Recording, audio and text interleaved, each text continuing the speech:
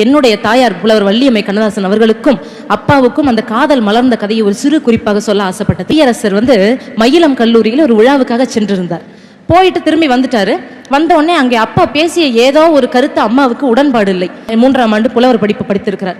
உடனே எங்க அம்மா ஒரு நாள் லைப்ரரியில உட்கார்ந்து படிச்சுட்டு இருக்கும்போது பெண்ணியம் என்ற ஒரு கவிதையிலே அப்பா பெண்களை ஒரு போக பொருளாக மட்டுமே பாவித்து எழுதியிருந்தார். என்ன கண்ணதாசன் பெண்களை போக பொருளாக பாவித்து எழுதியிருக்காங்க. அம்மா ஒரு லெட்டர் எழுதி அப்பாவுக்கு அனுப்புறாங்க. நீங்கள் எழுதியது தவறு, பெண்களை இப்படி மட்டும் பார்க்காதீங்க, பெண்கள் என்பவர்கள் உயர்ந்தாதான் எழுத வேண்டியதுதானே. கண்ணதாசன் பார்த்தாரு, ஓகே வள்ளியம்மை. அடுத்த நாள் என்ன பண்ணாரு, சரியா வண்டி எடுத்துக்கிட்டு தன்னுடைய உதவியாளரை கூப்பிட்டு நேரா மயிலம் காலேஜுக்கு வந்துட்டார். கல்லூரிக்கு வந்தவரை அந்த ரூம்ல உட்காந்துக்கிட்டு தலைமை ஆசிரியர்கிட்ட கேட்கிறார், நான் வள்ளியம்மையை பார்க்க வேண்டும். உடனே அந்தம்மா எந்த வள்ளியம்மை அப்படின்னு, இந்த கல்லூரியில படிக்கிற வள்ளியம்மை நம்ம பார்க்கணும். வள்ளியம்மைனா வந்தாங்கன்னு இல்லை, வந்துகிட்டே இருந்தாங்க. ஏன்னா அங்க படிக்கிறது ஒரு 7-8 வள்ளியம்மை. ஏமா இந்த லெட்டர் எழுதின வள்ளியம்மை யாருமா? எங்க அம்மா பின்னாடி ஒளிஞ்சிருந்து மெதுவா அண்ணன் கொடி மாதிரி அப்படி முன்னாடி வந்தாங்க.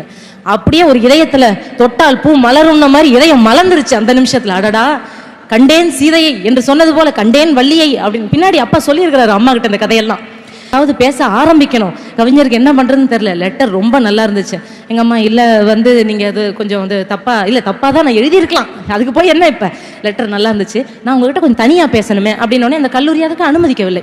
அம்மாவும் பயந்துருக்காங்க, ஐயோ அதெல்லாம் வேண்டாம் அப்படின்னு. உடனே அப்பா எழுந்து என்ன பண்ணிடுறாரு, கண்ணப்பா வாடா போலாம் அப்படின்னு கூட்டிட்டு கிளம்பி வேகமா திண்டிவனம் டிபிக்கு போயிட்டாரு. நேரா, உங்களை என்னால புரிஞ்சிக்கவே முடியல அப்படின்னு அப்பா சொல்லியிருக்காரு. உடனே இவர் கேட்டிருக்காரு, உங்களுக்கு அந்த பொண்ணை பிடிக்கலையா அப்படின்னு. உடனே அப்பா சொன்னாரு, அடப்போடா நீ வேற, காலையில சாப்பிட்ட டிஃபன் வயித்த கலக்கிடுச்சு, அதனால சீக்கிரமா வண்டி எடுறான்னு சொல்லி கிளம்பி நான் டிபிக்கு வந்துட்டேன். அப்பா மறுபடியும் போலாமான்னாராம்.